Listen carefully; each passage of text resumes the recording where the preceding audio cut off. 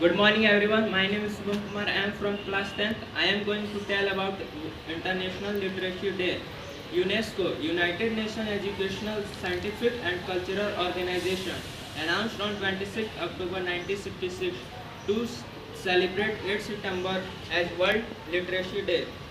Its purpose is to encourage people to be literate and to promote social and human development and make aware about their rights.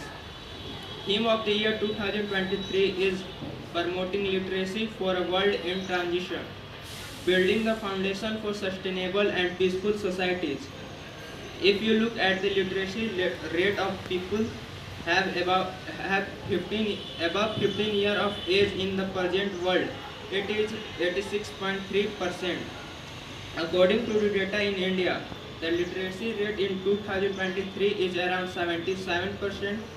The literacy rate among males is 84.7%, while the literacy rate among females is 17.30%.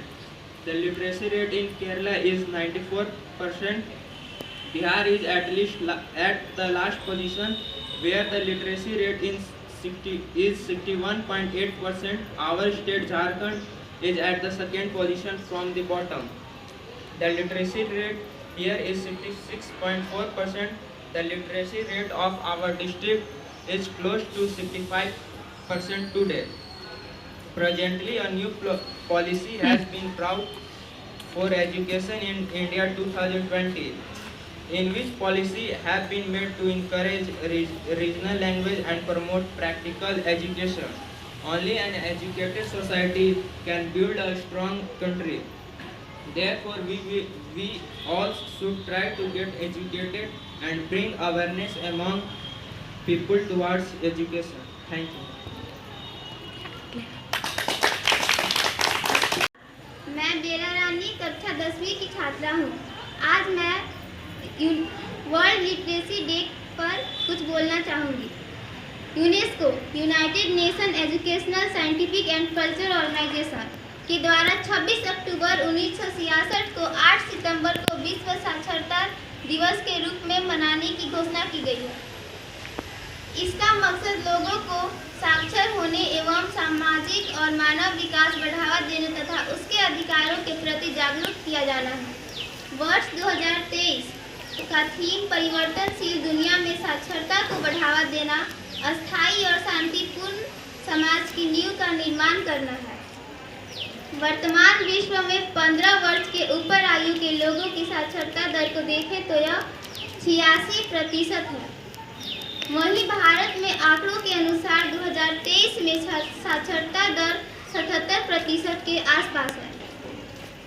पुरुषों में साक्षरता दर 84% है, वहीं महिलाओं में साक्षरता दर 70% है।